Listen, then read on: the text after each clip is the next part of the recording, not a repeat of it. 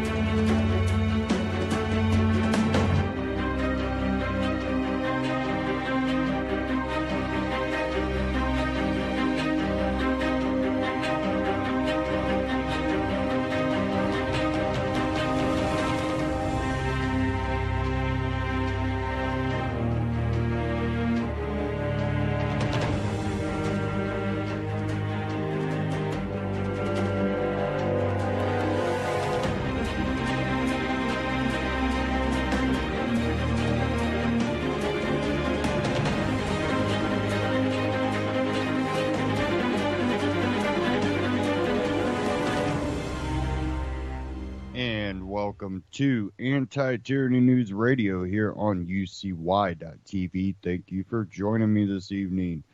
We're going to dive into some of the foreign relations here, probably towards the end of the first half. Going to kind of focus on the election and also some stuff that came out of the Intercept, which Ron Paul covered, which we'll get into Ron Paul Liberty Report pretty quick here. But we are facing threats, some of which our government has helped make a bigger threat by our actions overseas. We hold some responsibility, but we've also seen a mechanism put in place called this voting. And we're never getting a better result. It doesn't matter what side you pick. We go back and forth. Even though we make strides in some civil issues, we don't truly win, because in the long run, your rights get taken away. Those are civil rights. People don't understand the whole, your natural rights or constitutional, the Bill of Rights. You have to understand it in a way where you can take a step back and look where we have gotten. People think you have a right not to be offended. But that means that things you do that you don't even think are offensive might offend someone. It becomes a nitpicking contest on what offends me, what offends you. Let's fight back and forth, divide and conquer. Another thing government has also done, which again came some emails that Intercept covered, and Ron Paul Liberty Report covered this too, which I'll get ready to play here. But they talk about homegrown terror, and we'll talk a little bit more about. I'll go ahead and play this Ron Paul Liberty Report, and It's titled FBI Comes Clean on Homegrown Terror.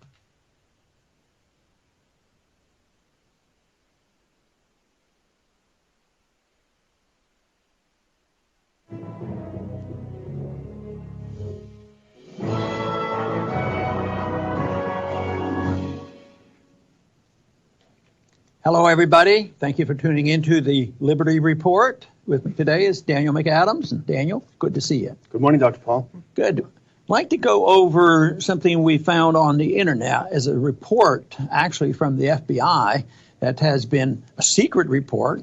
And Intercept picked it up and reported on it.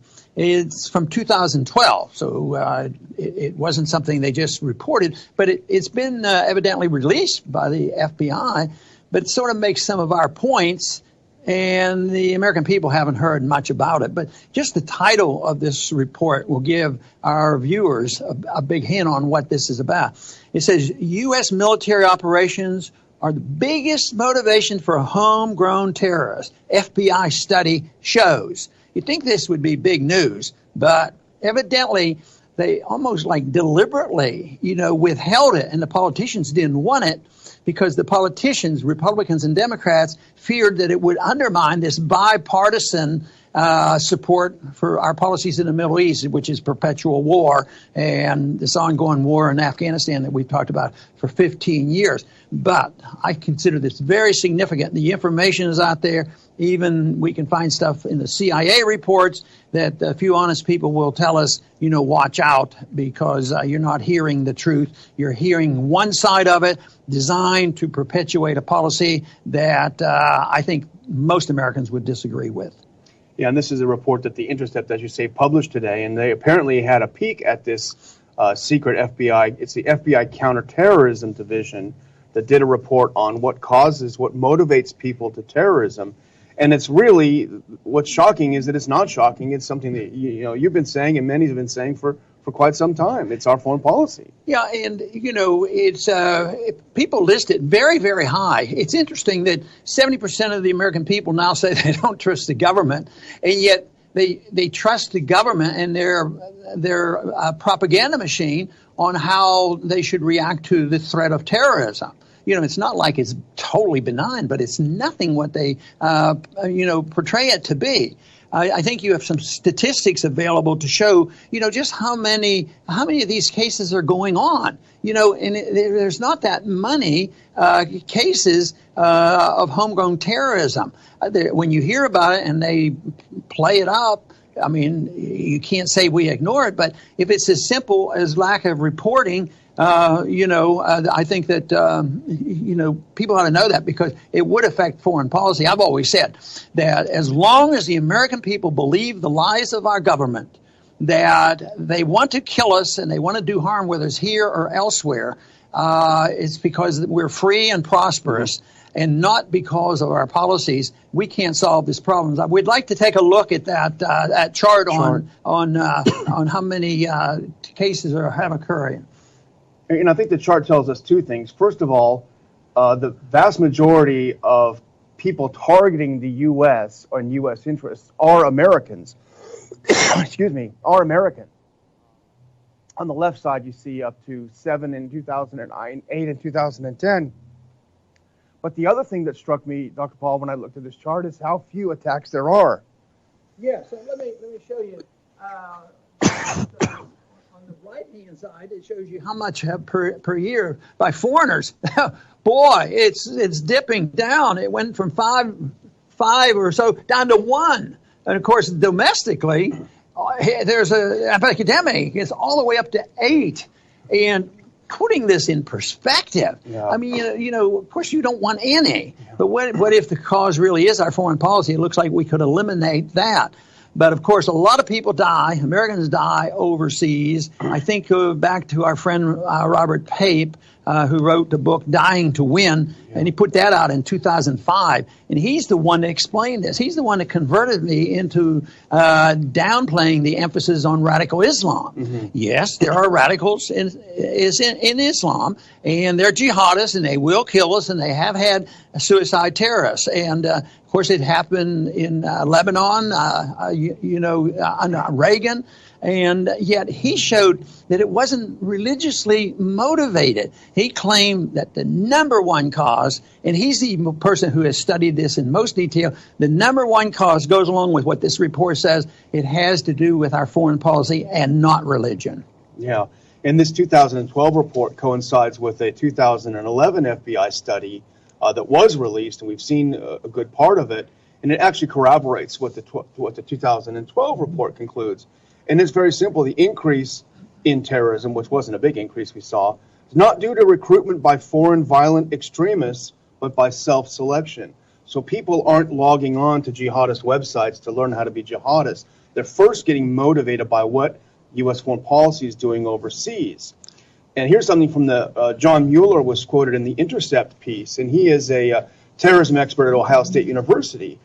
And this, I think, actually should make us worried because it shows how vulnerable our foreign policy makes us. And here's what he said. People read news reports about atrocities and become angry. It doesn't have to be information from jihadist websites that angers someone. It could be a New York Times report on a drone strike that kills a bunch of civilians in Afghanistan. That's right. I want to follow up with one point about Pape. He said it wasn't religion, that motivates these people. It was occupation, and that's why they would be willing to give up their lives to make this point because foreigners occupied their territory.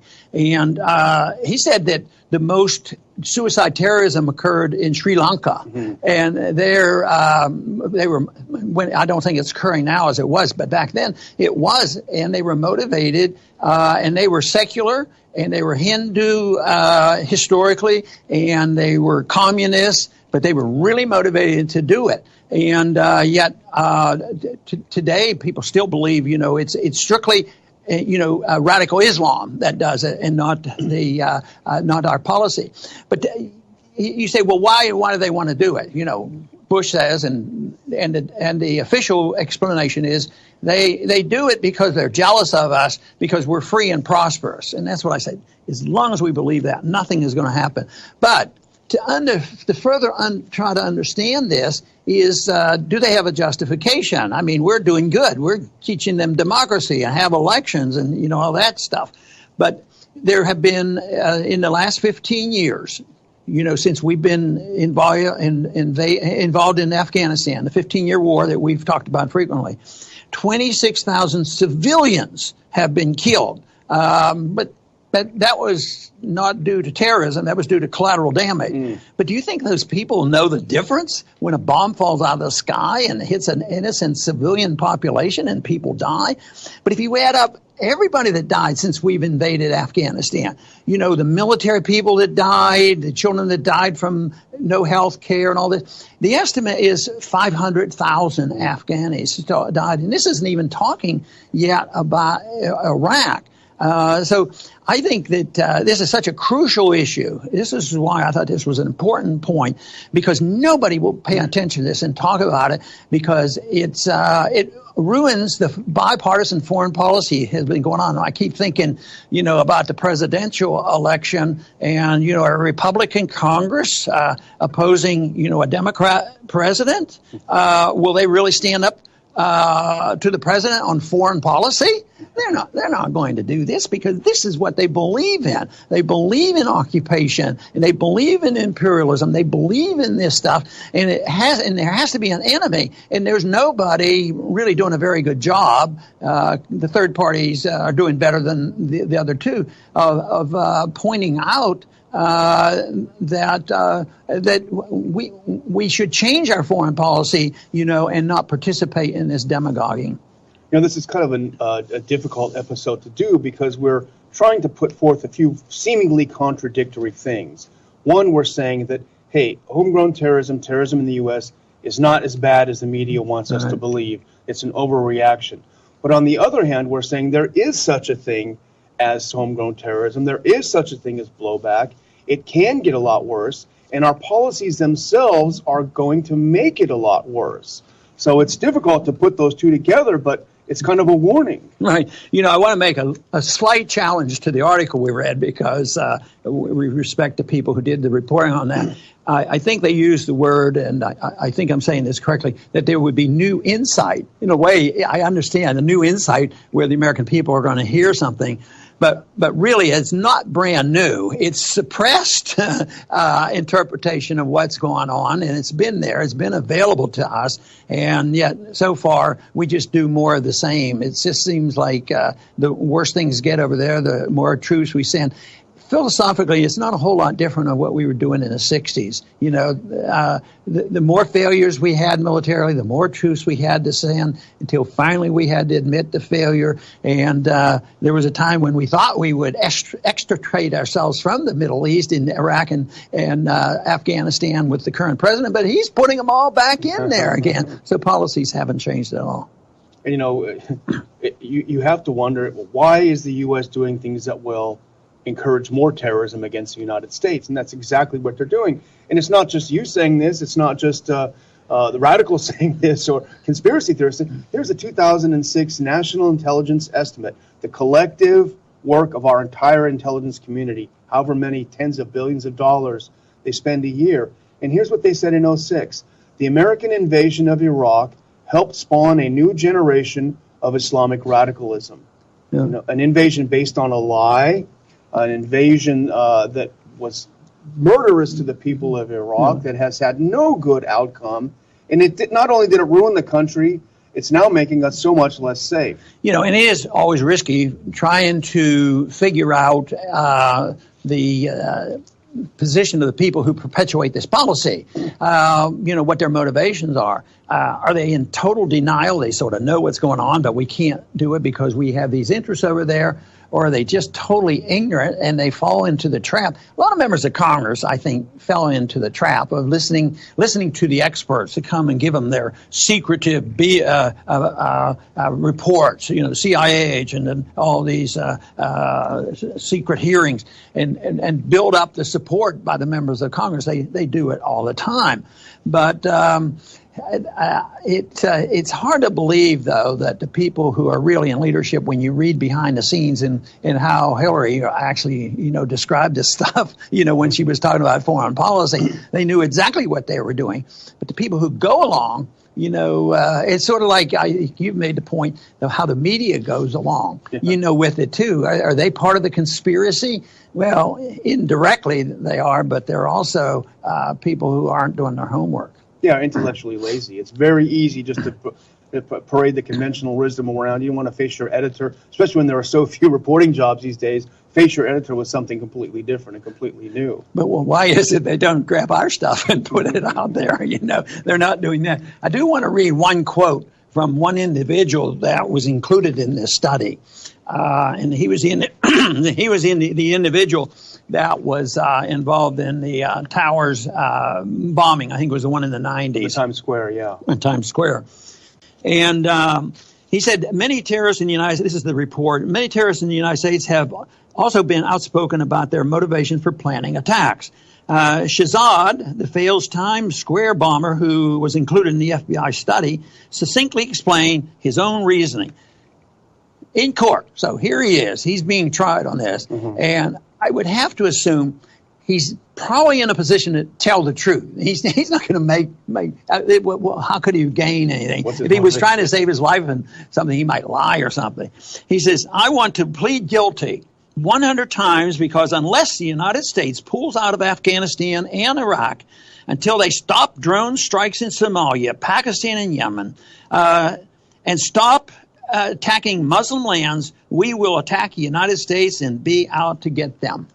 Now, that is pretty blunt, but they'll say, like they said to me, you mean you should take your directions from Osama bin Laden? Yeah. No, but you ought to take a hint. But they were still, even in this report, reported the three major reasons why people in that area, the ones who have killed a lot of Americans already, who would participate in something like 9/11 and have, they listed, bin Laden listed, and they said, it was the unfairness and favoritism toward the Palestinians. It was the support of bad dictators in those lands over there, like in Saudi Arabia, and constant bombing and killing of Muslim people.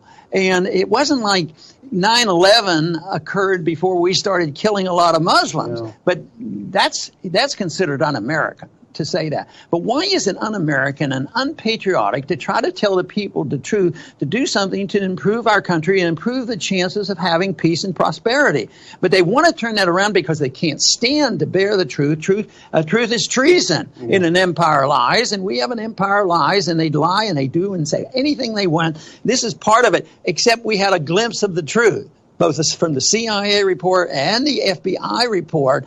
And I really believe that if more people knew about this, they would say enough is enough. I'm optimistic that when the people know, they're going to come down on our side for this. But superficially, they like a strong person and they get frightened. People have to be frightened. They have to be scared. And that's why they want a strong leader to take care of us and, and protect us and give us perfect safety, which is not the role of the government. The government is to work toward perfection and delivering liberty to individuals, not for perfect safety. That doesn't mean you don't have a national defense, but you use the defense if you're being attacked, but not using the military to go out and run an empire.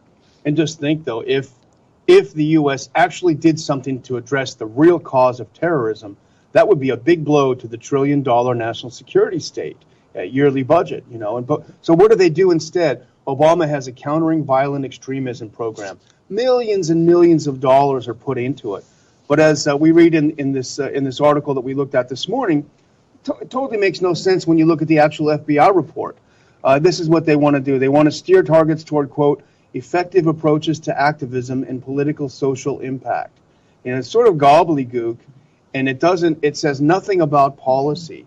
And the two candidates you mentioned, their two approaches are no more encouraging than Obama's approach. Hillary wants more secret war. She's already said that. No boots on the ground, but more special forces, more CIA. That's going to cause more terrorism. Trump wants to bomb the blank out of them. And he also wants to screen Muslims. That neither the two of those will address the real problem. Well, even Trump is severely critical of our current policy because even though we're involved and he's not a non-interventionist, he said, why do we let them know what we're going to do? We have to do it in secret, surprise them, and boom, boom, boom, and get them.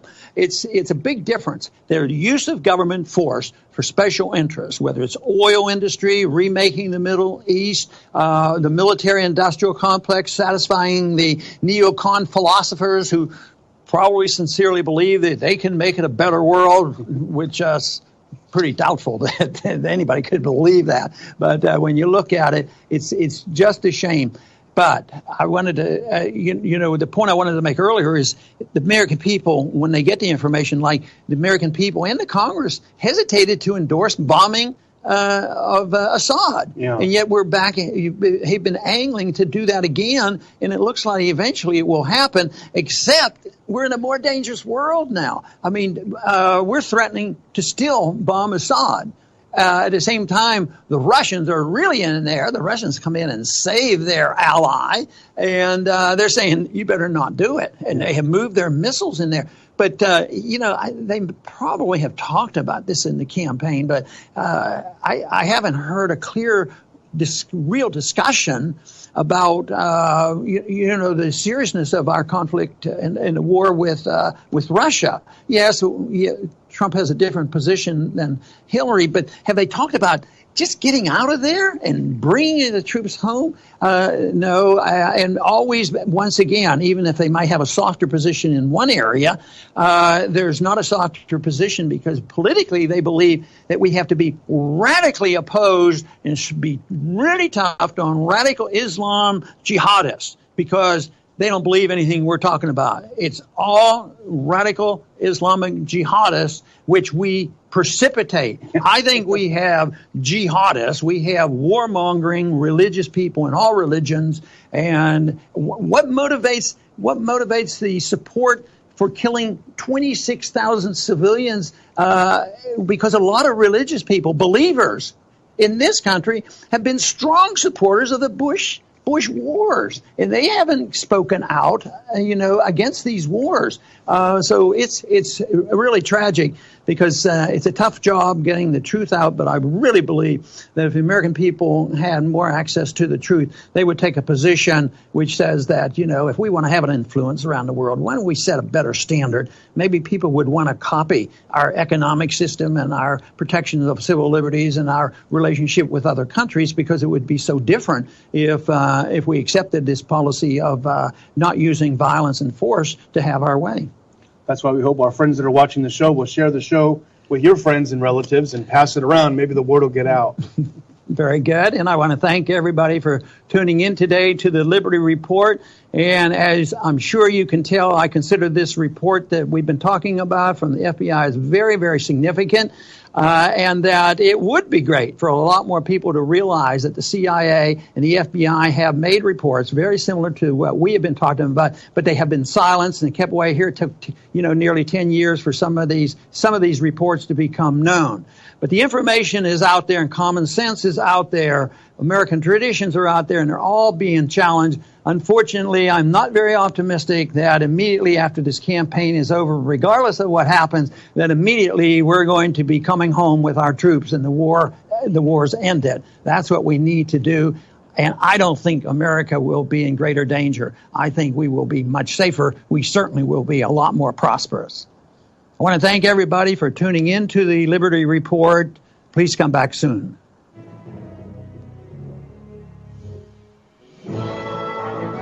Ron Paul Liberty Report, Ron Paul Liberty Report on YouTube.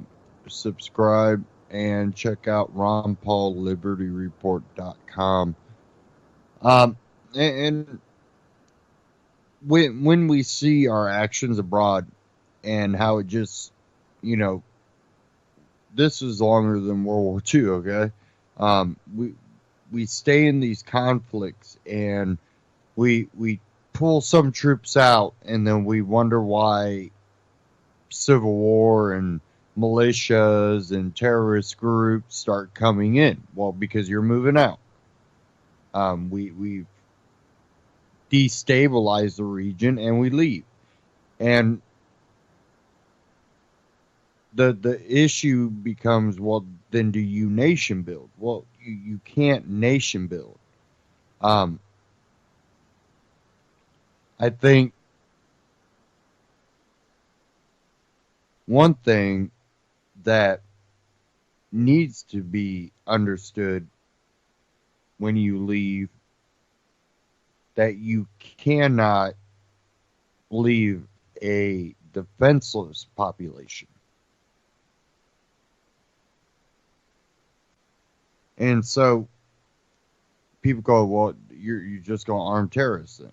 Well, the thing is the terrorists got armed, but you have defenseless populations. Now we've helped with the Kurds and, some of these other questionable rebel groups, as you call them, that turned into ISIS all of a sudden. But the Kurds have been one that, we've helped out. But what about when we pull out of places?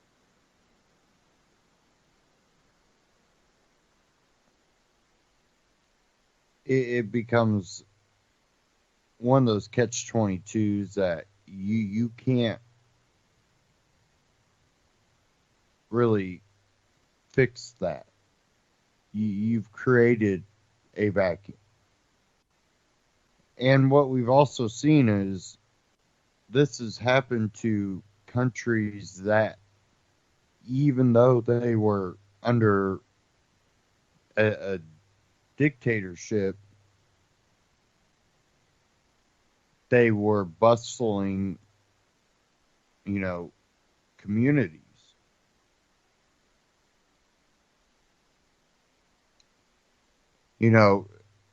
They always want to show you, pictures of the desert and people struggling, in mud huts or something.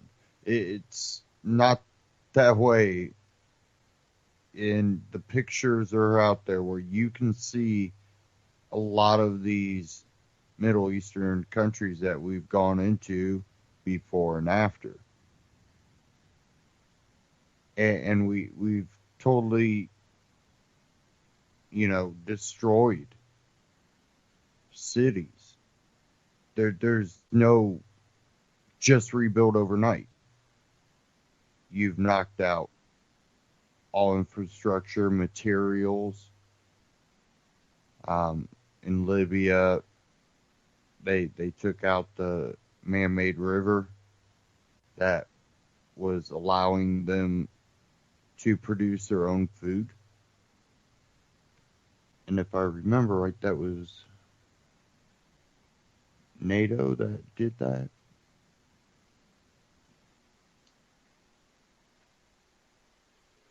But now we've also had some other issues.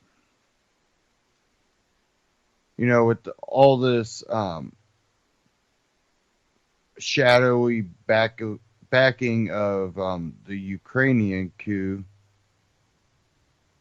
and having that tension on Russia's doorstep, we're also dealing with Russia in the Middle East.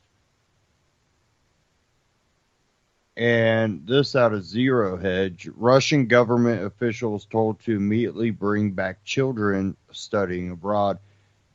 Says here in Europe, when it gets serious, you have to lie, at least if you're an unelected bureaucrat like Jean-Claude Juncker. In Russia, however, when it gets serious, attention immediately turns to the children. Which is why we read a report in Russian website Znak published Tuesday, according to which Russian state officials and government workers were told to bring back their children studying abroad immediately, even if it means cutting their education short and not waiting until the end of the school year, and re-enroll them in Russian schools. With some concern, the article adds that if the parents of these same officials also live abroad for some reason and have not lost their Russian citizenship, should also be returned to the motherland. Znak cited 5 administration officials as the source of the report. The recommendation applies to all, from the administration staff to regional administrators to lawmakers of all levels. Employees of public corporations are also subject to the ordinance. One of the sources said that anyone who fails to act will find such non-compliance to be a complicating factor in the furtherance of their public sector career.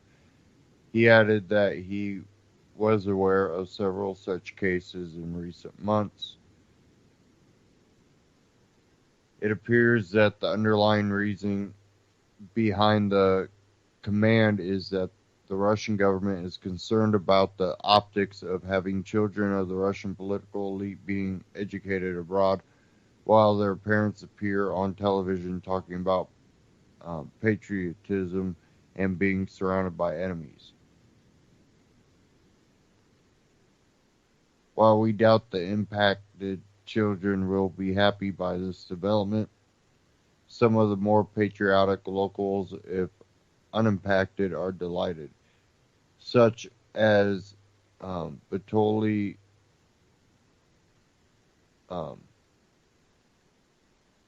Ivanov, a political scientist who believes that the measure to return children of officials from studying abroad is long overdue.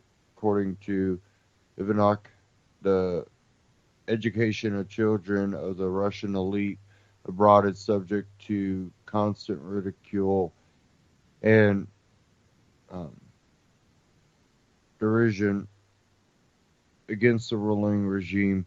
People note the hypocrisy of having a centralized state and cultivating patriotism and anti-Western sentiment while children of government workers study abroad.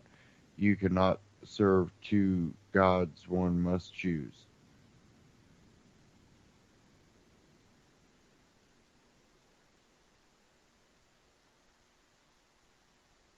Now,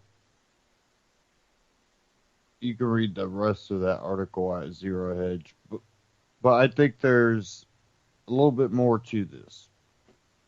We have the tensions between the U.S. and Russia and Syria. We've had Russia basically institute their own no-fly zone when it comes to targeting any of Syria's troops. And this came out of UK News, Yahoo, uk.news, yahoo.com. Maybe. Couldn't it just freeze on me?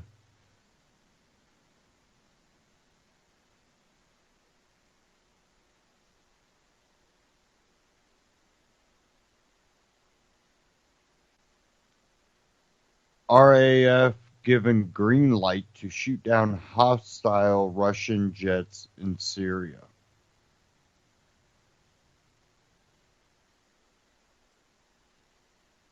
As relations between the West and Russia steadily deteriorate, Russian Air Force, or Royal Air Force, pilots have been given the go-ahead to shoot down Russian military jets when flying missions over Syria and Iraq, if they are endangered by them. The development comes with warnings that the UK and Russia are now one step closer to being at war.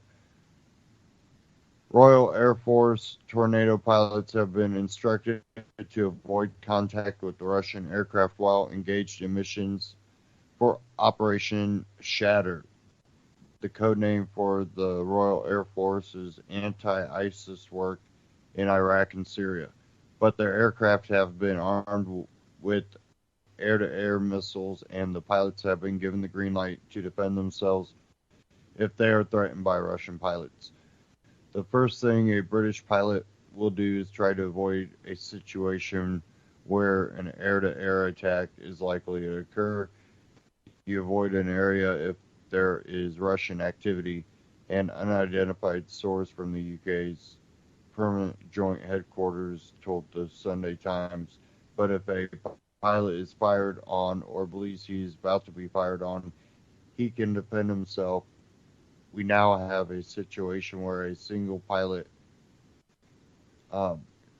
irrespective of nationality, can have a strategic impact on future events.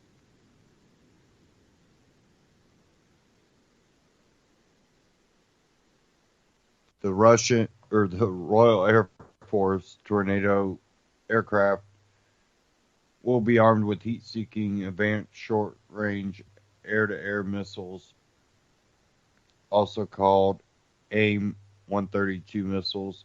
These weapons, which cost 200,000 euros each, can reach triple the speed of sound and have a longer range than other air-to-air missiles, allowing Royal Air Force pilots to shoot down enemy aircraft without being targeted themselves. The Sunday Times report quoted a defense source as saying, up till now, Royal Air Force Tornadoes have been equipped with 500-pound satellite-guided bombs. There has been no or little air-to-air threat, but in the last week the situation has changed. We need to respond accordingly. We need to protect our pilots, but at the same time, said another source, we are taking a step closer to war. It will only take one plane to be shot down in an air-to-air battle, and the whole landscape will change. Russia and Syria. The move comes after Russia's entry into the civil war in Syria in support of President Bashar al-Assad government forces. The U.S. has branded Russia's involvement as fundamentally flawed, with the Kremlin facing accusations that it is ignoring IS fighters.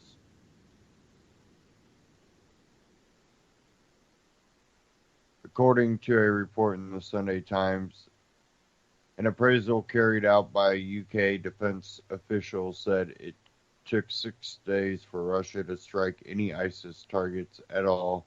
Their airstrikes have included moderate opposition groups who have been fighting to defend their areas from ISIS. Among the targets hit were 3 field hospitals. And, I covered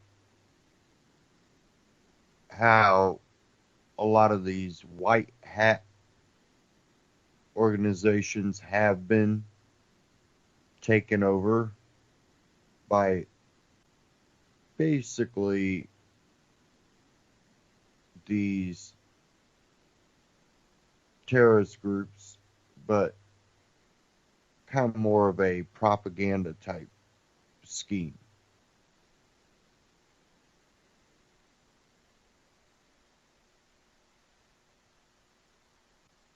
Now,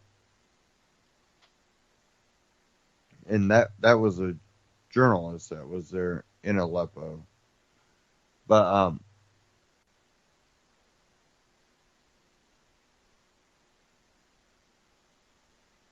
sorry.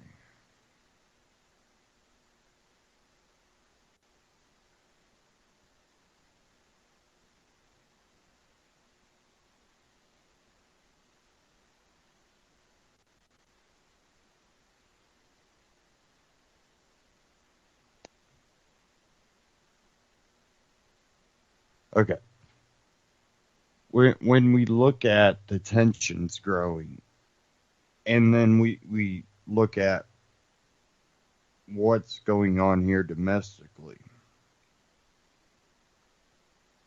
you have to say, hey, we are basically falling into a world war.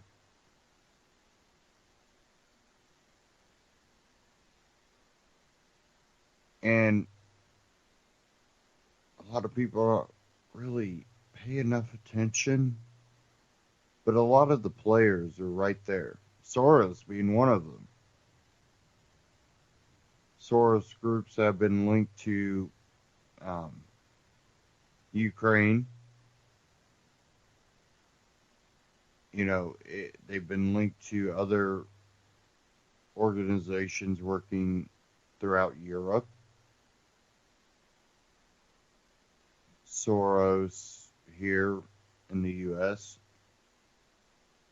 And believe me, there's other people that are playing that same hand. And I like to call them the uber rich or the ultra rich. The fourth class. You have your poverty level, middle class, and rich. Well, that's a kind of a fallacy that they put out there because they always forget the ultra rich, the uber rich, that fourth class. They are trying to take out the middle class.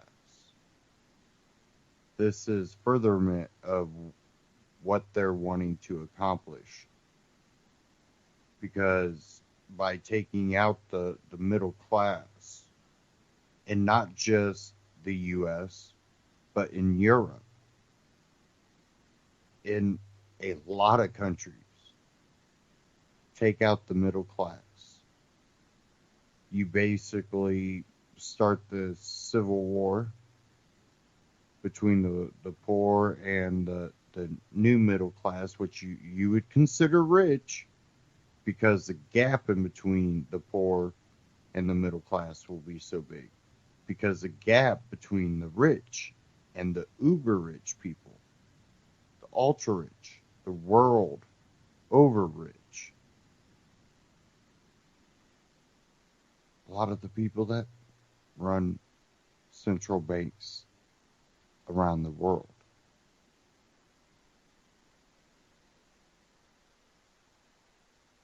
When you look at it, they will help.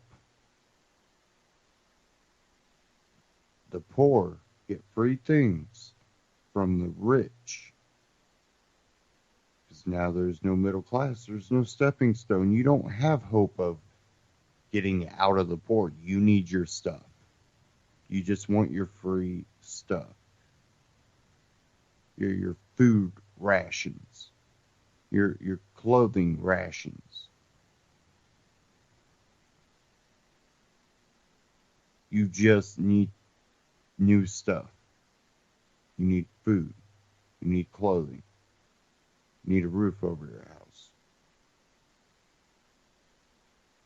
And that new middle class that you consider rich will be able to remain in that middle class as long as they give up a portion to the government and keep going along with the system. We've seen the system play out in other countries, but it basically will create a slave class. And we've seen this. But creating a, collapse in multiple countries to achieve that.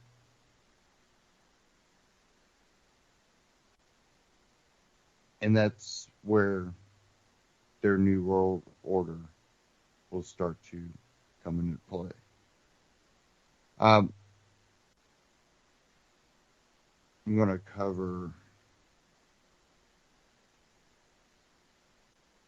a couple things here more domestic.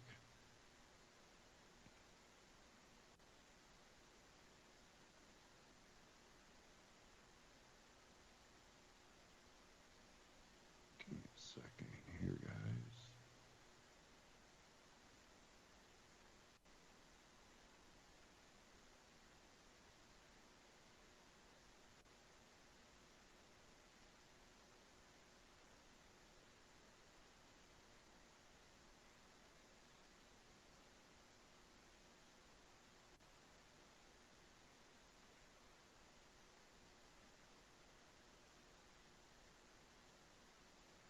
Okay. This one I've seen here domestically, and it's kind of a win. This from Reason.com from their hit and run blog section. Pre-dawn, no-knock SWAT raid for minor drug charge ruled unconstitutional. 2015 militarized raid resulted in fifth-degree drug possession. That's the lowest drug charge possible. A Hennepin County, Minnesota drug raid known as Emergency Services Unit conducted a pre-dawn no-knock raid on a house in Minneapolis. North Minneapolis one morning in November 2015. They were looking for Walter Power, who they suspected of being a marijuana dealer. A search of the home they believed Power to be sleeping in. They brought a force of between 28 and 32 officers, most clad in riot gear and carrying rifles, accompanied by a sniper seated atop a ballistic engineered armored response vehicle, bear vehicle. Why did law enforcement officials feel they needed to display a show of overwhelming force that would be intense even in a foreign occupied city? Because the primary resident of the house, Michael Delgado, was a registered gun owner with a license to carry. Convinced of the potential danger posed to officers when raiding a house with an armed occupant, Hennepin County District Judge Tanya Bransford signed off on the no-knock raid, but later told the Minneapolis Star-Tribune that she did not know a platoon of up to 32 officers would be deployed to search the house, or that they throw flashbang grenades through the windows in addition to knocking down doors. The raid resulted in the arrest of Power, the suspected marijuana dealer, for fifth-degree drug possession, the lowest possible drug charges on the books. Even this modest charge would be dropped after Judge Bransford declared the raid unconstitutional in a ruling last summer, arguing that Delgado and Power have been subject to unreasonable search and seizure in violation of the Fourth Amendment. Bransford wrote in her ruling that the types of militarized action used in the case seemed to be a matter of customary business practice, which she found troubling. Like most of the U.S., Hennepin County has increasingly relied on SWAT teams to serve warrants. According to the Star-Tribune, its ESU deployed 71 times last year, which is more than double its annual usage from a decade prior. A 2014 study by the American Civil Liberties Union found that on a national basis, SWAT teams were only used for hostage, barricade, or active shooter scenarios in 7% of all deployments, while 62% of SWAT raids were to search for drugs.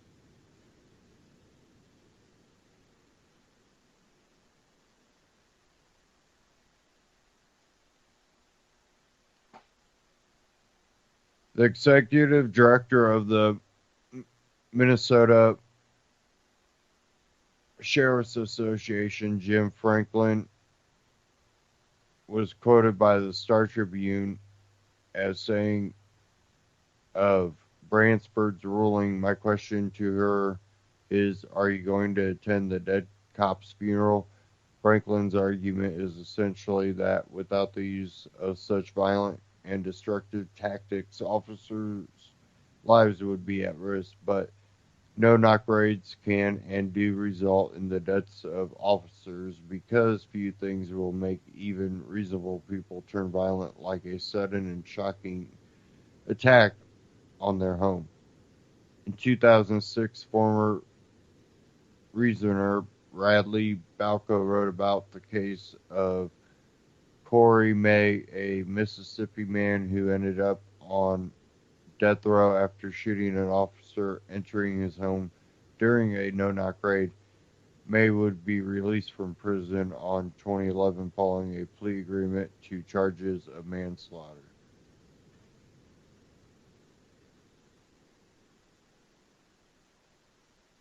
And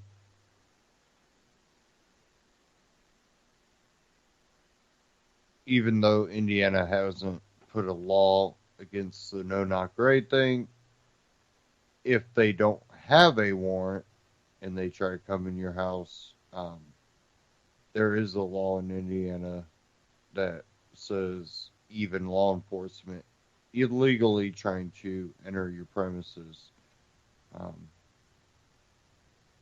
definitely like breaking in the middle of the night without a warrant, you're protected. Now, there was one case that actually played out with that. But other than that, it's not something people are wanting to test. I don't think people are like, hey, I wish a cop would break into my house so I could hurt them. That's not what usually is going through people's mind. It's mostly, can people just mind their own damn business? Definitely when it becomes, there was that one no-knock raid in the middle of the night where they shot the dog in front of like somewhere between the age of 6 and 8, I think it was, child in the house, and it was all because the guy living there bought a joint.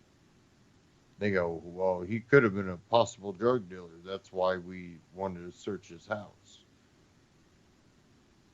Because the joint made him a drug dealer. And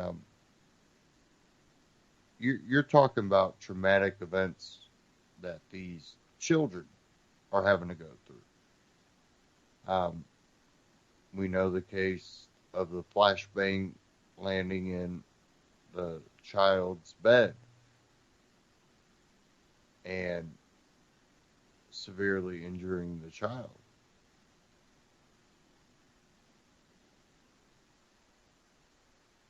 When, we were young, SWAT teams were, like the article said, used for hostage or, first responders, mass casualties, robberies. Um,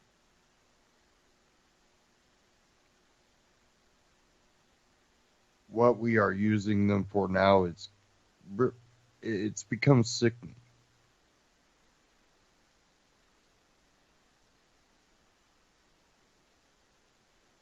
But another thing, it's also become a military training. A lot of people don't realize another motive behind using SWAT. You think that every city's police department all around the country decided, hey, let's start using them for this. These are mass training that most of these law enforcement agencies get.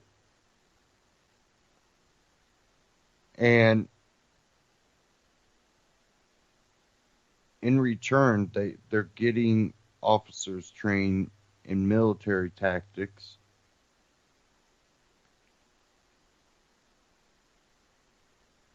and ready for civil unrest.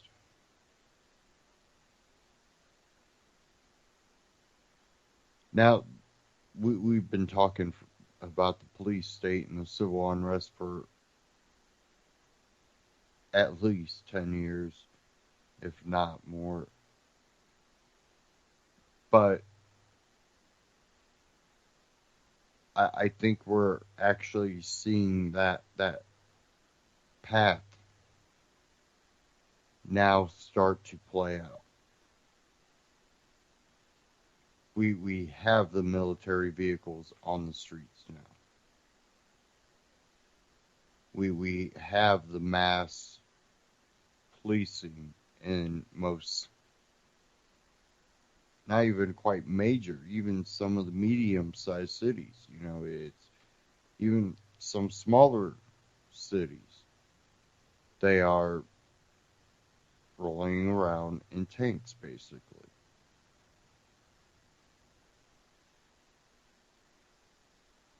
Armored carriers, whatever you want to call them, but they're rolling around in military vehicles. And with the tensions domestically and the tensions in the foreign, sphere, something's coming. And, if they want maybe people to join up with the military, maybe create an economic collapse at the same time. With civil unrest, people just want to get away from it all, get paid. A lot of these are just things that I've been, pondering. What's coming out of this? And I got a clip that I wanted to play from Christopher Green. It's a short one. It's not too long here. But he believes that there will be a civil war in economic collapse after the election. And I've actually heard this from multiple, what I would consider reliable sources. When it comes to other alternative outlets, I always, take all of this, even, Christopher Green, it don't matter what outlet. You take everything with a grain of salt. I tend to play these people because they have had pretty good outcomes with things they have seen coming. Um, they use a lot of data and historic facts to back up what they cover. Now, some of them might not hold the same philosophy as I do, or you do. Some of them you might not trust, but a lot of the data is out there. It's not hard to find. Of course, use something more than just Google, as they keep narrowing your search results to what they want you to find.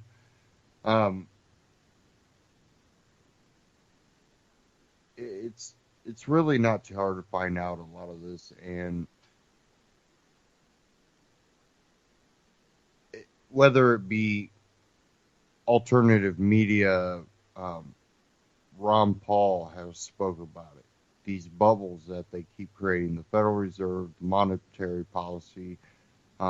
Peter Schiff's out there talking about it. All of this is playing into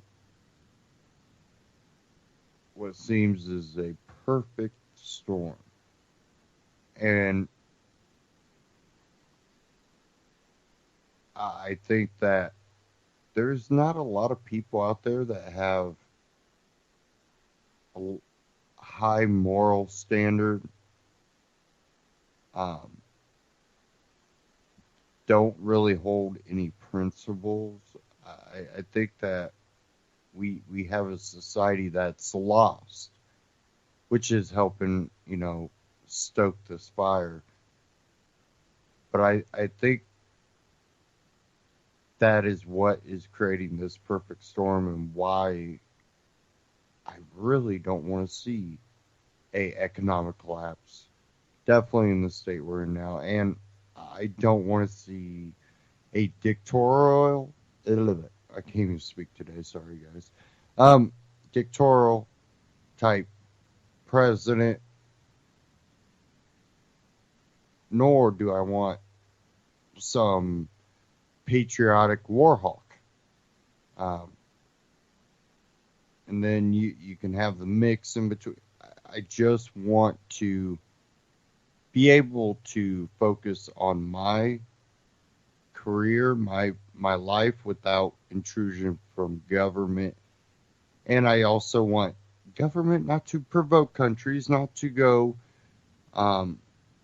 policing the world, but to worry about our defense and allow free trade. I should be able to trade with whoever I want. Well, we don't want you to take jobs away from American workers. Well, I'm an American worker. I'm trying to start a business. I'll buy what I can, always have domestic, built. But if you have a budget that doesn't allow to buy everything, I shouldn't be penalized for trying to seek cheaper means or products.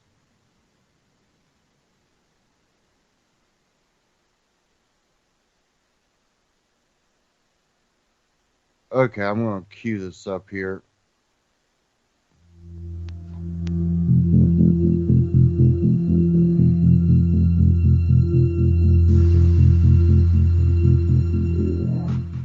Get our new 12-page executive summary from our partner, Swiss America, today. Click the link below.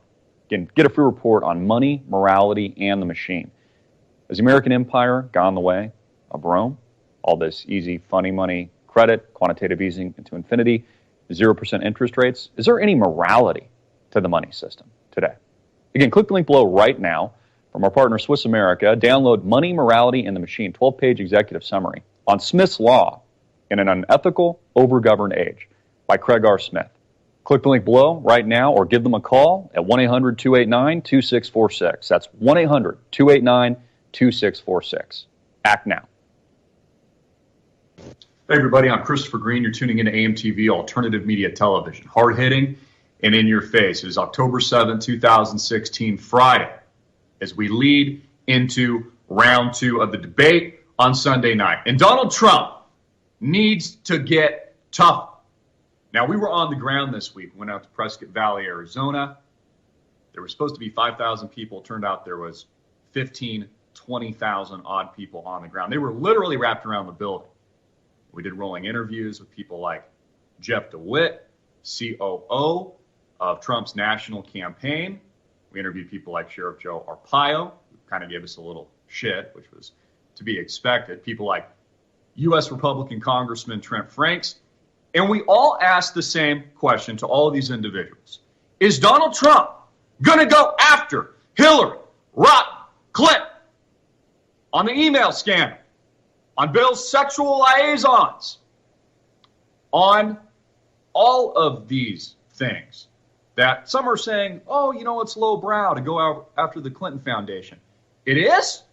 How is it lowbrow to go after a criminal organization that makes up the Clinton Foundation, which only donates like 10% of the total proceeds to actual charity, but instead just puts it into their own pockets? I mean, this is what has made Bill Clinton and Hillary Clinton rich in the hundreds of millions of dollars. They don't create a real product. They don't do anything. It's just a pay-to-play scam. Put money in our pockets while Hillary Rodham Clinton is Secretary of the State, and she'll do what you want. Countries like Saudi Arabia, by the way, that treat women like shit. Yet she calls herself a feminist. It's important to note, folks, what happens after this election. And Donald Trump's got to get tough. I mean, if he doesn't go after any of these issues, then I think something smells of foul. She's going after all the lowbrow stuff. Sexism, birtherism, racism, all the isms, which make up these pre-planned questions asked by Lester Holt. And now, guess what? We've got Anderson Cooper. Isn't that great? The Clinton News Network will be asking the questions this round. You know, something I asked Jeff DeWitt and others, I said, you know, why does Trump even agree to do these mainstream media rigged debates? Why doesn't he just hold his own debate? So he's got to go after some of these issues. And he can still be presidential. He can still be friendly. He can still come across like he's got good temperament in these things. But he needs to punch her in the face, figuratively. And he needs to go on the attack. You know, Trump's handlers don't need to overmanage him. Donald Trump needs to be Donald Trump. That's what's worked thus far, the political incorrect card. Now, even with the 15, 20,000 people at this rally, again, it only held 5,000. What a comparison and contrast to what we get with Hillary Rodham Clinton, where like barely anybody shows up, and it's just basically her people that are there. I still think my original thesis holds true. Donald Trump, he's real. He's real. He's anti-establishment. He's doing a fantastic job. His energy is amazing. 70 years old, roughly, and the energy he's got, it is absolutely enthralling. The way he can hold an audience, the way that he can speak, the passion that he has. It's amazing. But people like me on the ground, I still think this election is rigged. I still think that the world globalist elite are positioning Donald Trump as America's catharsis because people are angry. One of the reasons he's gotten this far. And he surprised a lot of people. They co-opt the political incorrect card. And they use it to their advantage. He's the catharsis. The election comes down to a gnat's ass. It gets squeezed right at the very end, November 8th, as we're 30 plus days away. It's very, very close. And right at the end, they rig the tables the other way, Hillary Rodham Clinton. You know, if Hillary Clinton wasn't such a weak candidate, and again, all the polls, I don't believe them. I think they're rigged. I actually think she'd be 10 points ahead. I mean, if Hillary Clinton was actually a strong candidate and she wasn't coughing coughing every 5 seconds or barreling over into a freaking van, she'd be 10 points ahead. But she's not. She's actually a very, very weak candidate. This country is headed in the wrong direction. When we are on the street and we ask people, why Donald Trump? Why Donald Trump? To make America great again, to make America great again. What do you think is going to happen? Is the country in a bad place? World War II veterans, right? Regular Americans, John and Jane saying, you know what? There's going to be a civil war in this country. The country is divided. There's going to be a dollar collapse. There's going to be economic problems. This was the honest responses from people on the street. This is what they think is coming. I actually argue that Donald Trump might have more power if he loses the election and he moves off into the fringes as he's aligning with alternative media, Breitbart, InfoWars, AMTV, and others, because the country is splitting. This is a civil war of the mind, an intellectual civil war, a civil war on ideas, what founded the great constitutional republic and made America great, make America great again, and this new radical leftist Manchurian candidate ideology, you know, bringing everybody here by the boatload illegally so they vote Hillary Rodham Clinton, and we become a socialist nation. In a nation that lacks any of the constitutional foundational principles that our founding fathers and many others shed blood for. This election is coming down, just like my original prediction, to a gnat's ass. Very, very convenient. Hillary's not even that strong of a candidate. And at the end of the day, it's the Electoral College that decides, not you, the voter. And again, Trump's America's catharsis. Oh, he's so close. And I hope I'm wrong about this. I hope I'm wrong. I hope Donald Trump wins. But I'll tell you this. If he doesn't go after Hillary Clinton on Sunday, a little bit on the attack, on the Clinton Foundation, on the email scandal, maybe he stays away from Bill. But if he doesn't say something, if he doesn't get a little stronger, something's afoul. I'd be watching for that on Sunday. Of course, I will be commenting extensively. Thank you for all your tremendous support, folks. Please support our sponsor. Click the link below. Visit Swiss America right now. All these things we talk about, civil war, dollar collapse, economic trouble ahead. Download a free 12-page executive summary right now. It's free. Educate yourself. I'm a big believer in education. Don't just put your head in the sand. And get this video out everywhere. Thank you again for your tremendous AMTV on YouTube. Now, I don't support Trump. I'm not a Trump supporter. I'm not a never Trumper either. I'm not anything.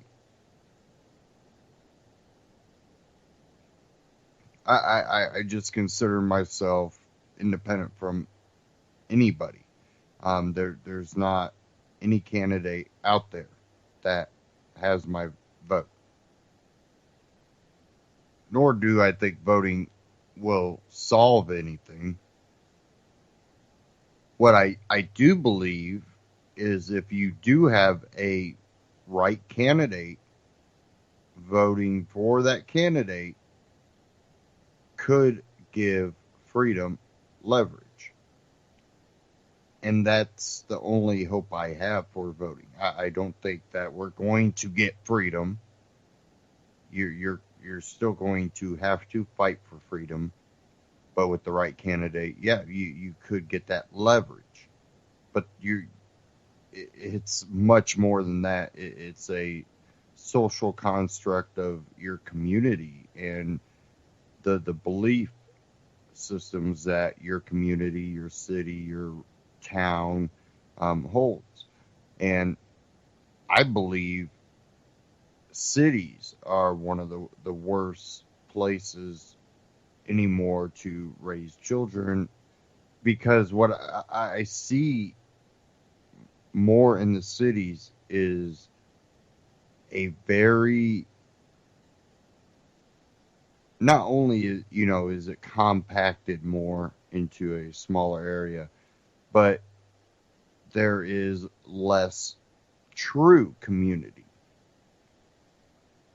When you tend to see community, it's a small little gated association, little addition that's gated, or the rich people may have a community going on. But true community, with the non-violent community, atmosphere tends to be very non-existent. Now, it's not true everywhere in every part of every city. It's a generalization, but you tend to see it more in the city and bigger cities. Um, Bigger cities, you can't know everybody. There's just too many people. Um, but there's still ways that there can be community. But again, it comes back to that social construct that you have within that community, where you're one, self-reliant, two, neighborly, and a tight enough community that you know who these people are around you, that you know who to ask for help. You know who you trust, who you might not have good feelings about, because they might look creepy or creep you out somewhat.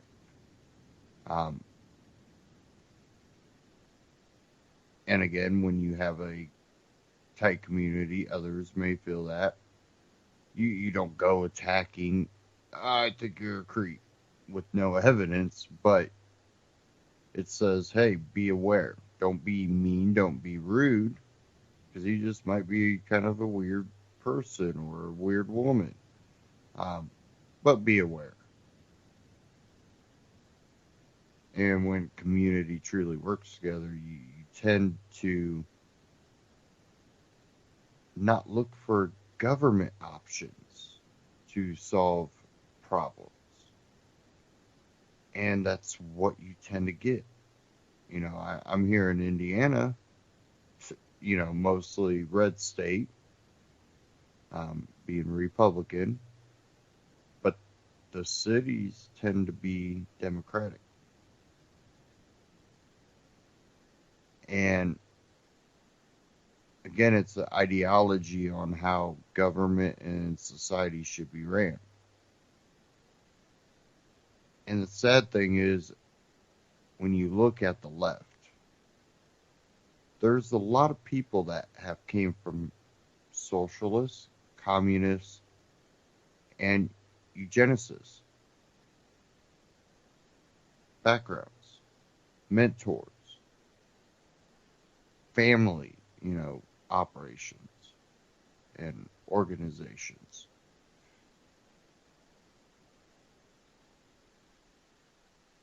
And they tend to still be playing pretty big roles in fields that, when it was okay to have eugenics, these fields were openly using it. Now that we're not allowed to, the people that mentored and studied under this type of ideology are still able to put lots of money and resources into these same fields. And we don't question it, because government says it's okay. Government shouldn't be determining what's okay to put in your body. That was the problem with the whole eugenics movement. Not that someone thought this is a good idea. It's that government sanctioned it, turning people sterile, testing stuff on them, giving them diseases. All of this was documented during this time in history.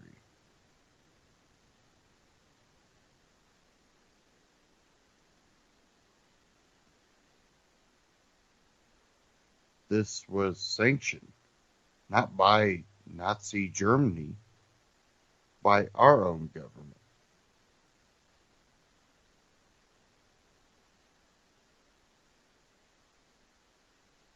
why government shouldn't be involved in these domestic issues. They're not supposed to be in this manner. When government would get involved is when they find out about a doctor secretly sterilizing patients without them knowing and committing these atrocities, to step in and say, you are abridging people's rights and you will pay for it. Not to back it, to make it mandatory.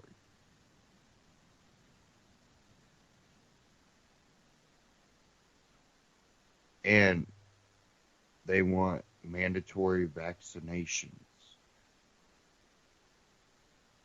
Now you have to have health care, which even if you're not through Obamacare itself or a state, if you're getting it from your company, more than likely they're not giving you a Cadillac, what they call the Cadillac insurance policy if you were getting it. And all of it slowly becoming the same plan.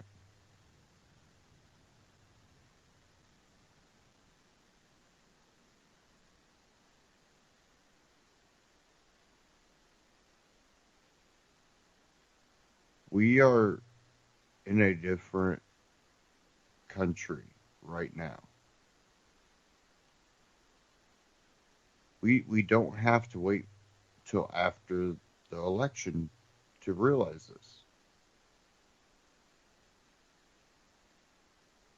Whether it be our domestic policies or our foreign policies. Economic, commercial, monetary policy, or our private lives. Whether it be allies or the people that our government says we should be against. We are going rapidly in the wrong direction, in every direction.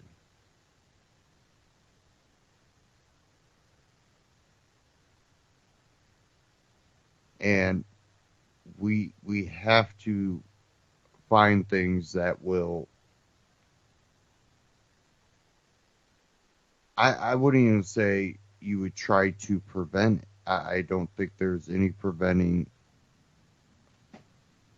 the direction. I don't think Trump or Hillary are really going to give you too much of a directional change.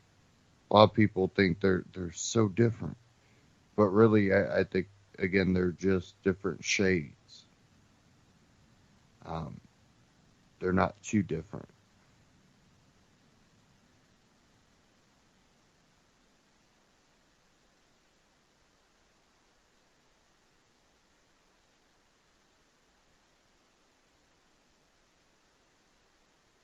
Give me a second here.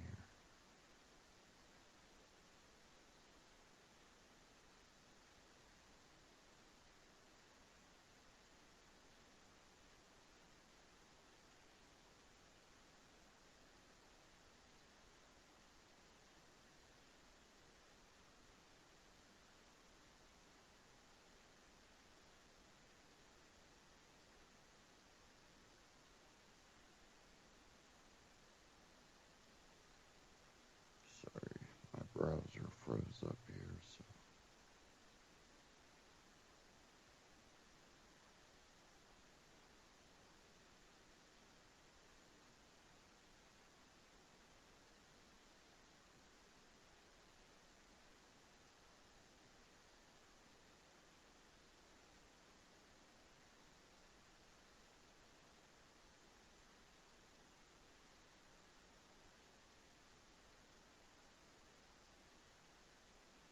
Okay, I got back back up here.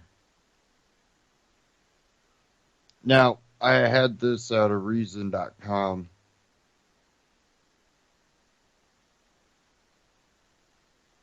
Leaked Clinton emails reveal that even Democratic policy advisors worry a $15 federal minimum wage would cost jobs.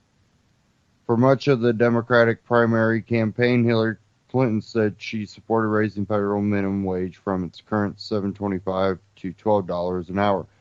But over the course of a drawn-out race with rival Bernie Sanders, who supported a $15 federal minimum, Clinton shifted her position, eventually saying in April that she would sign a $15 minimum wage bill if given the opportunity. Clinton's shift on the issue mirrors the larger shift by the Democratic Party as a whole. On the most remarkable things about the move by Democrats to support a $15 an hour federal minimum wage has been how divorced the idea has been from economic expertise. Not only have conservative economists warned about the negative consequences of such a move, but some of the party's own leading policy voices have said that it is dangerous and would almost certainly result in a significant job loss. For example, former Obama administration economic advisor Alan Kruger, whose work has helped lay the foundation for liberal arguments that smaller hikes in the minimum wage would not result in a significant job loss, warned last year a New York Times op-ed that a $15 an hour minimum wage would likely result in severe economic consequences and that many areas of the country would not be able to absorb such a hike. Behind the scenes, it's been clear that much, maybe even most, of the liberal policy community is uncomfortable with the idea, even though many have refrained from public criticism. Even still, it is notable that Neera Tanden, the head of the Center for American Progress, cautioned the Clinton campaign last year about supporting a $15 an hour federal minimum wage. As Sean Higgins of the Washington Examiner reports, on April 2015, email from Tanden to 4 senior Clinton staffers responding to a list of policy proposals states that substantially we have not supported $15. So we'll get a fair number of liberal economists who say it will lose jobs. The email was obtained through an illegal hack and published by WikiLeaks.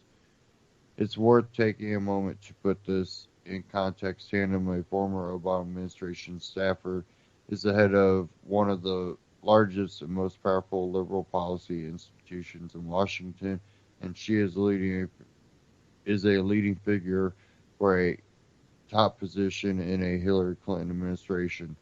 She's writing to a group of top Clinton campaign staffers, including Podesta, Clinton's campaign chairman, and a former president of the Center for American Progress himself, campaign manager Robbie Mook, and communication director Jennifer Pullman, all of whom with intimate knowledge of the liberal policy consequences. And not only does Tannen state that many liberal economists would object to $15 minimum wage because it would result in job loss, no one else on the thread appears to push back in any way. And you can read the rest of that at Reason.com.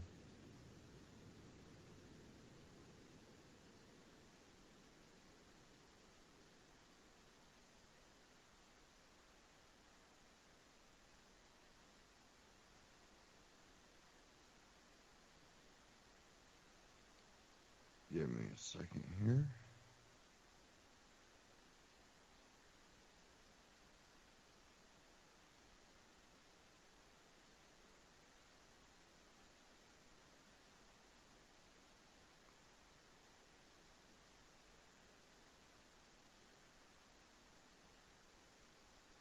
Now, we've seen all these emails coming out.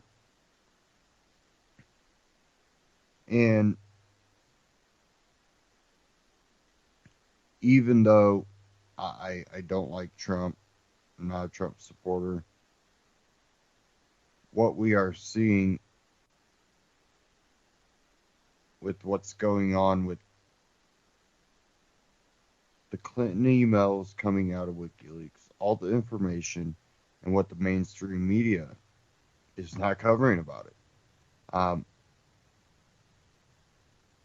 Either this is the best reverse psychology on the population, or they really are trying to just keep Trump from getting the presidency.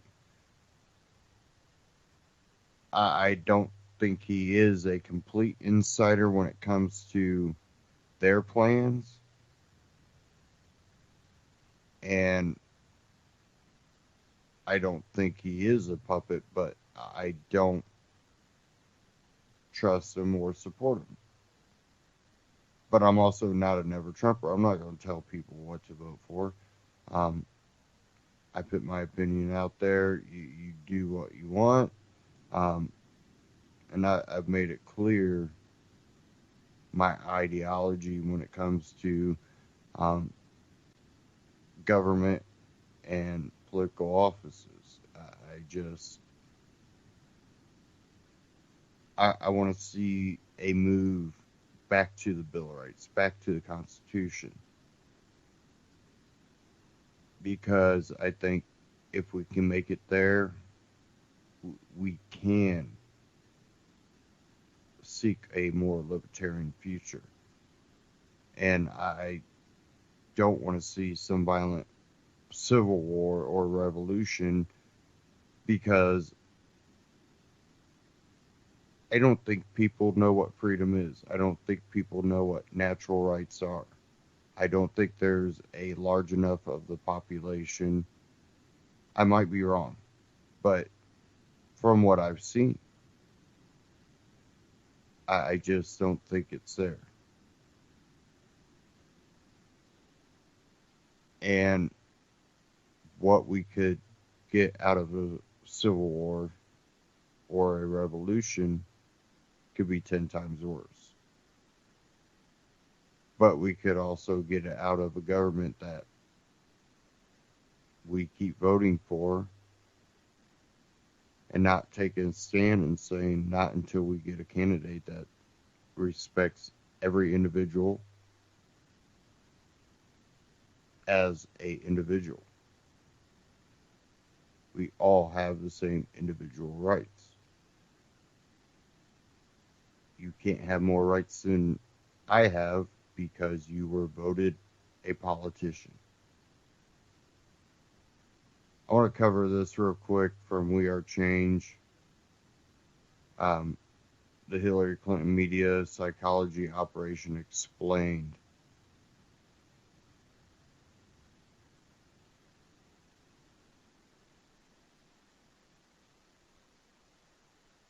Give me a second here.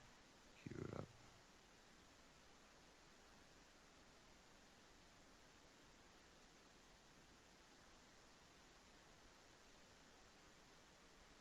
Are not only going to talk about the amazing amount of collusion behind the mainstream media and Hillary Rodham Clinton, but we're going to be talking about the manufacturing of consent, the fabrication of support, the psychological operation that has been going on between the prostitutes of the horse stream media and the establishment. All the links will be in the description below, and what you're going to see it didn't shock me, to be honest. This is no surprise, but we have now the evidence and the proof of not only this grand collusion, but also everything has been confirmed with the new WikiLeaks Part 3, Podesta emails that have just been released moments ago. Now, of course, Hillary Clinton has just confirmed the authenticity of our Podesta emails release of her paid speeches experts. WikiLeaks just tweeted this out. So, yes, this has been confirmed by many different sources, including Hillary Clinton herself, that these emails, this new dump of information that is shocking, that if any rational American would look at, be like, what the hell's happening in this country? Well, we're going to tell you. It has come out that Hillary Clinton secretly received debate questions in advance from CNN. Donna Brazile of CNN shared CNN town hall questions with Hillary Clinton's camp before the debate actually happened. These people are getting the inside scoop. They know what is going to be talked about. They know how to officially respond. WikiLeaks has also released how the New York Times was caught providing Bill Clinton questions before interviews. See, this is all scripted. There is no interview. There is no journalism. There's only PR for the rich and establishment, because the prostitutes of the horse-shoe media are bending it over and taking it up the wazoo, knowingly, willingly, not only destroying journalism, but destroying truth, destroying information, which is power amongst all of us. And the New York Times not only provided questions to the Clinton camp in advance, but they also gave Clinton veto power, which she used on stories to get rid of articles that she did not want published by the New York Times. This is ultimately the mainstream media, the fourth branch of the U.S. government that are supposed to hold everyone accountable, working for the status quo, working for the establishment, working for Hillary Clinton. Hillary Clinton, there's videos of her just reading an outright script during interviews. Her campaign was given questions beforehand, this time from MSNBC. What a surprise there. And the script was passed around by literally 10 people before being approved. You could watch this video.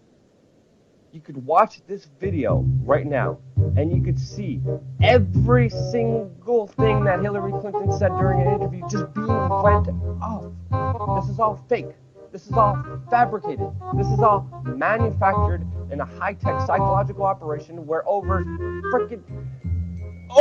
people Hillary Clinton is expanding her have to efforts look to over specific information, specific details that are being sent out to you. There's a reason there's so much control. Again, Hillary Clinton has the mainstream media in her pocket. She is the representation of the establishment. But the layers of hypocrisy that never get called out. Hillary Clinton is supposed to be the champion of the anti-bullying movement and harassment, and says that Trump is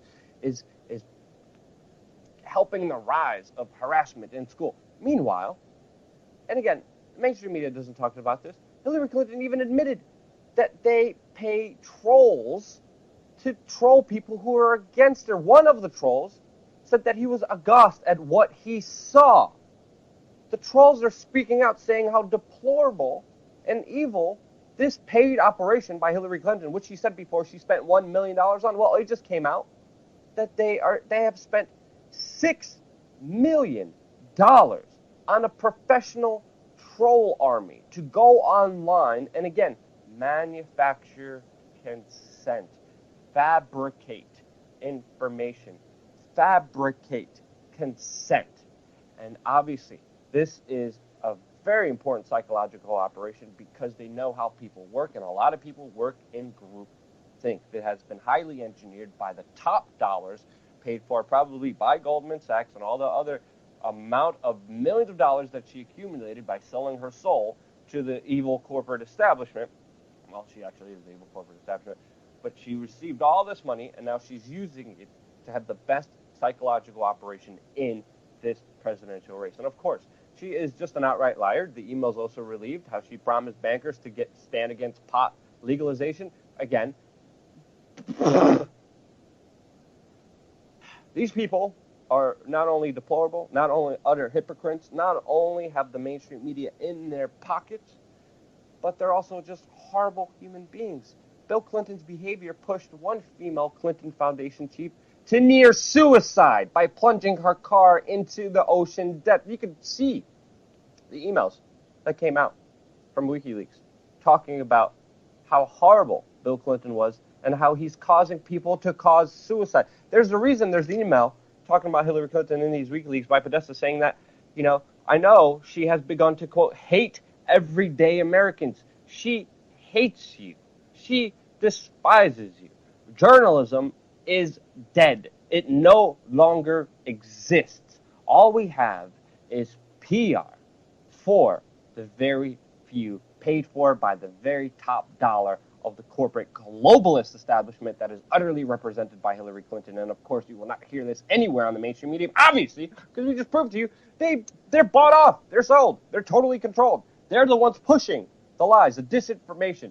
They know how psychology works. They know that if they manufacture, that if they fabricate, they could psychologically trick people into saying, yeah, sure. Do you believe any of these polls?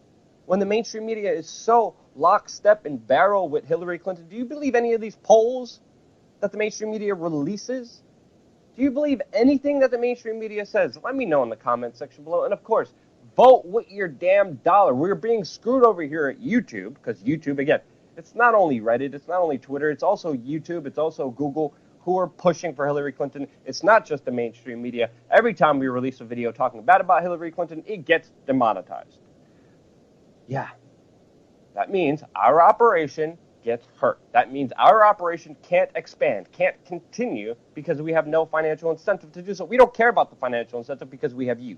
If you go to patreon.com/wearechange and donate $1 just a month, if just everyone just gave $1 a month, just voting with your dollar, we will take on these prostitutes and horse stream media dead on like we have for a number of years now, and we will not back down. Thank you again so much for watching. Subscribe. You're going to have a lot more information coming here your way on youtube.com/wearechange. We Are Change on YouTube, wearechange.org. Subscribe on YouTube, check them out, wearechange.org. Now, when it comes to the media, they're never afraid to attack Donald Trump on the littlest things.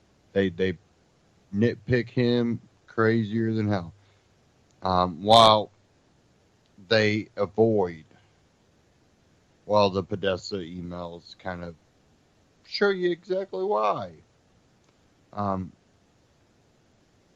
There is documented coercion between her campaign and the media.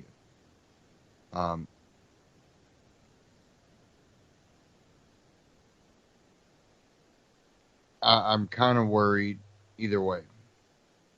I'm worried about if Donald Trump gets into office. I'm worried about if Hillary gets into office.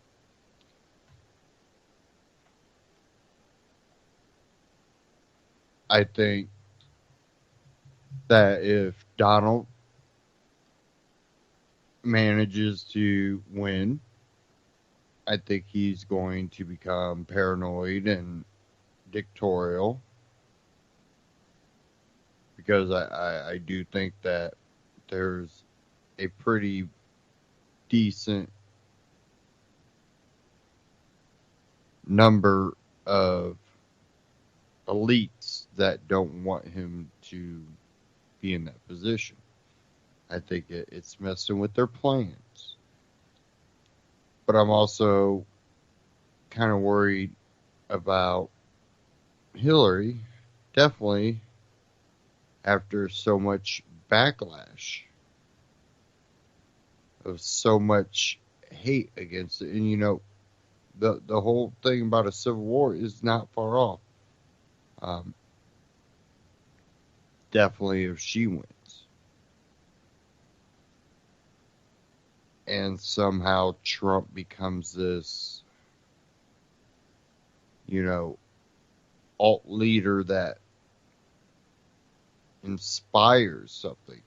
I don't know. It just, there's that feeling. And then you have Hillary that now is nervous because, you know, people are on to the scheme.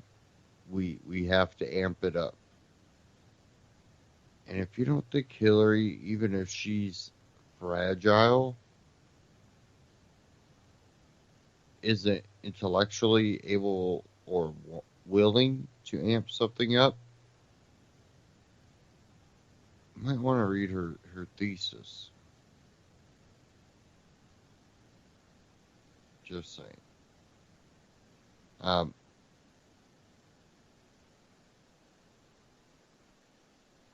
We're at a catch-22. You don't really have that great of an option. And how I look at it, there really is no options on the table other than to worry about my personal life and my family and the people around me in my community, and to focus really at a local level. And I think when communities are strong, government becomes weaker. People talk about revolution, and what came out of our revolution was because the communities were stronger. Even the people that were not willing to fight didn't think the fighting even was a good idea. But they, in their own ways, worked against the British. Even the people that were in the British occupied areas.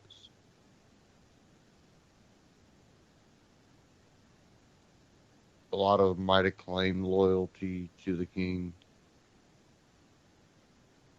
but it was a way to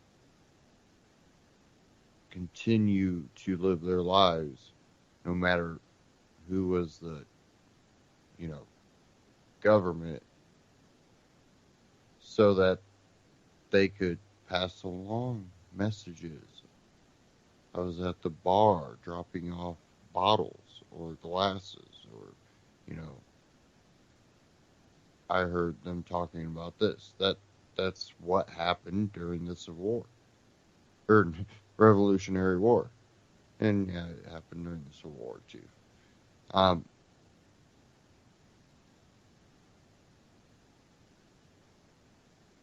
There's a lot of tension right now, and the ability for a civil war to come about, I think, is kind of becoming apparent. Definitely with the Black Lives Matter, other riots that have gone on, the Occupy Wall Street, Tea Party.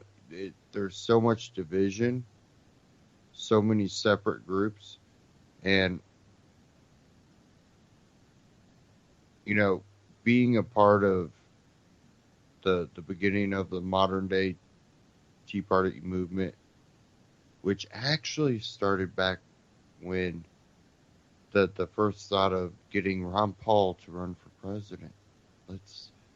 Let's campaign to get him to run, to throw his hat in the ring. And how many different type of people related to individual freedom. They had a belief in the Bill of Rights. To today, where I've seen some of them go towards, Bernie Sanders. Some of them go towards Donald Trump. Some of them going towards Hillary Clinton. And it amazes me because I go, none of this. And yeah, some towards Gary Johnson. I think maybe one or two to Jill Stein. But you look at it and go, none of this is what we said we believed in. None of these people are offering that. we're literally in such a desperate mode that we accept the candidates that get on stage and run.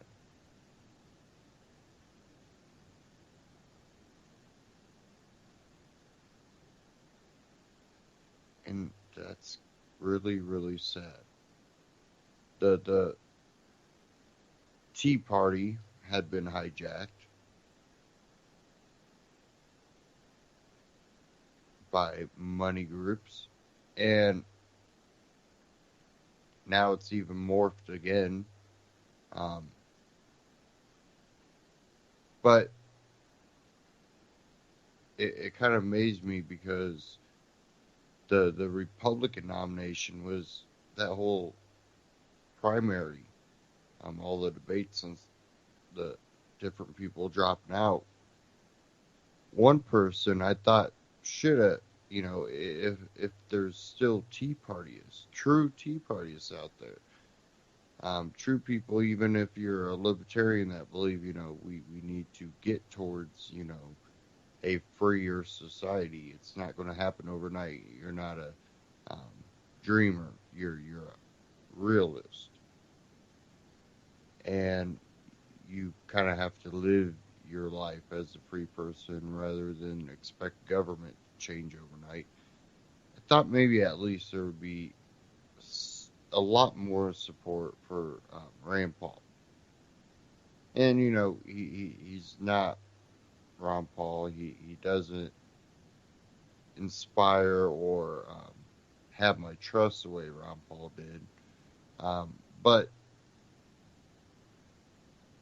if we were really, truly serious about going, let's get the best principled candidate, I think you would have probably had to have went with Rand Paul. People go, Ted Cruz. No, Rand Paul.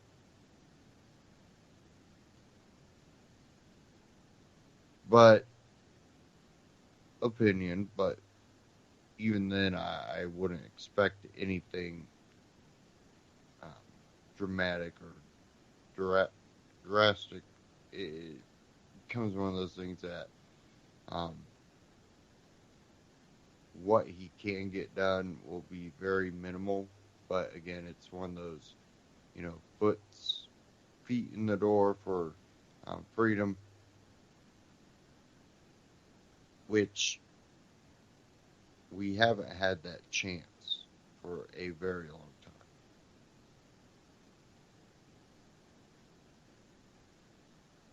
And without that chance, this ideology that socialism and, even whether it be national socialism or this global socialism, we are not headed to a place that is going to allow us to grow and prosper as individuals. Only small groups. That's what we're facing. The history books, at least at one time, pointed that out.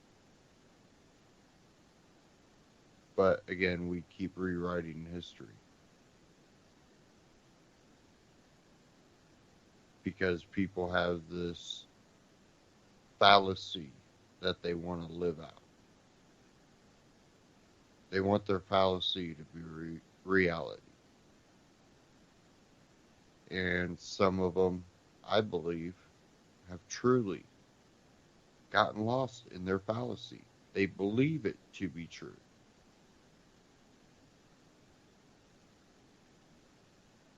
People that were at one time intelligent enough to go, hey, I'm going to look at the facts, now have said it's all a conspiracy. At one time, I didn't mind being called a conspiracy theorist because I kind of took it as that, that little stamp of approval that I question things. But now, when I see a lot of these conspiracy theories that come out, they're all over the place. I mean, they are out there.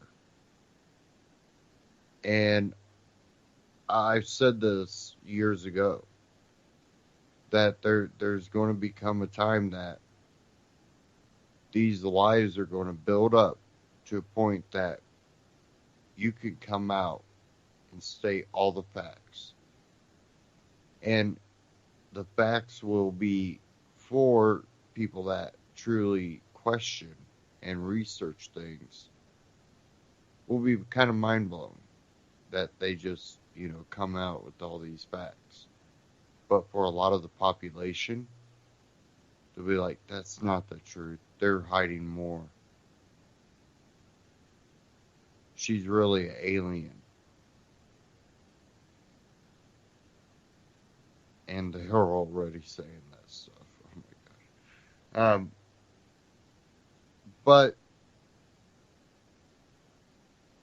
really what it is a group of people that believe they are genetically or intellectually superior to others and have been able to live a life in somewhat of a bubble. And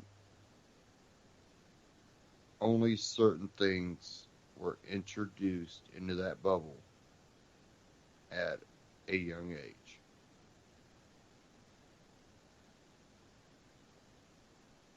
And something caused a lasting impression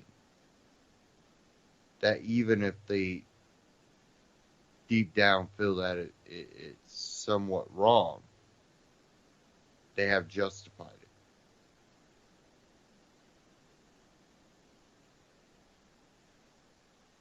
So we have to really question boldly, because when we look at everything that's happening, question it. Because even though I don't like Trump, it's pretty evident what they're doing in the media. And no matter what we get, it's going to be alarming. But I think with the power that is being shown to back Hillary, it's kind of alarming, should we say. Stay tuned here on UCY.tv. Great broadcast coming up after this. Don't forget to go to UCY.tv. Scroll down towards the bottom. Click that Amazon button. Shop Amazon through UCY.tv. Get the same great prices, same great shipping rate. And at the same time, UCY gets a little kickback to help cover operating costs. Amazon, I tend to be a pretty big Amazon shopper. They have some of the best deals out there, some great shipping rates too. Don't forget also, check out My Patriot Supply. My Patriot Supply, great leading supplier of non-GMO seed vaults. Check them out. Anti-tyrannynews.com/MyPatriot takes you there. Same great price, same great shipping rate, and it helps with our operating costs on this end with our little small kickback from that. Thanks again. Stay tuned here on UCY.tv. Again, great broadcast coming up after this. And don't forget, you can also donate to UCY.tv right at the top. Click that Support UCY tab, and you can donate a certain amount, and that'll help go towards operating costs on the network side of it. Thanks again. Stay tuned here Friday, too. Take care.